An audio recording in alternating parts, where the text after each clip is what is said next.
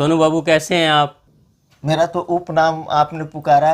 मेरा मूल नाम विक्रांत राजवंश, सिवान बिहार से मैं बिलोंग करता हूँ। जी।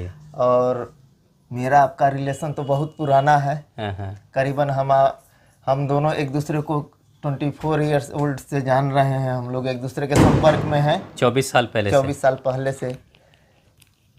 मैं तो आपको अपना गुरु मान चुका हूँ, लेकिन देखने वाले लोगों को मैं ये नहीं कंपेल करूँगा कि वो आपको गुरु मान लें। लेकिन अगर कोई किसी के विचारों को अपने अंदर समाहित कर लेता है तो वो उसका गुरु हो जाता है, और अगर उनकी बातों का अनुश्रवण करने लगे तो वही आपके लिए गुरु के समान है। तो मैंने तो आपकी बातों का अनुश्रवण किया, लेकिन मैं देखने वाले लोगों को ये भी कहूँगा कि अगर आप 1.25 लीटर पानी का उपयोग करते हैं तो स्वामी दिव्य सागर जी को आपको अपना गुरु मानना पड़ेगा। अच्छा। और दूसरी बात कि आप जो माताओं और बहनों को कथाएं सुनाते हैं, उनसे वो लोग प्रेरणा लेती हैं।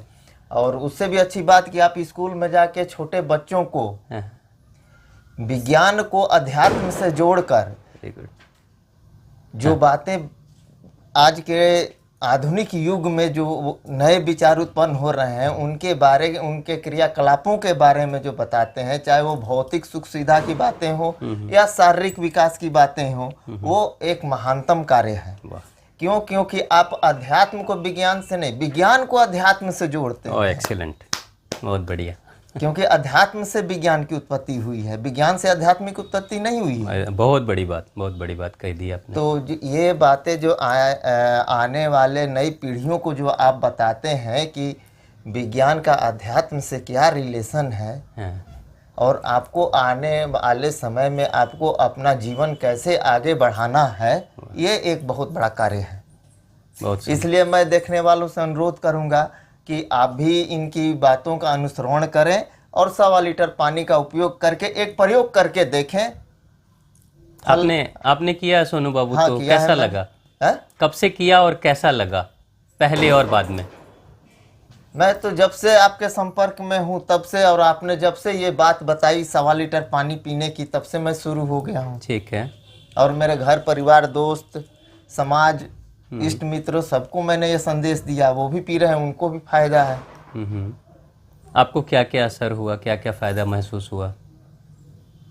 सबसे मूल बात तो होती है कि सुबह सुबह जो पानी पीने से शरीर में जो ताजगी आती है, तो शरीर का विकार निकल जाता है। और उस शरीर का विकार मतलब कि पेट की सफाई जो आपकी हो गई, तो आपके मस्तिष्क की सफाई होती है वो।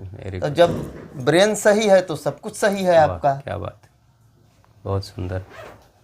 आपके दृष्टि से जो मैं एक बात बार बार कहता हूँ कि आध्यात्मिक उन्नति तब तक नहीं हो सकती जब तक कि शारीरिक और मानसिक उन्नति ना हो, तो क्या आप इस बात से सहमत हैं? बिल्कुल सहमत हैं।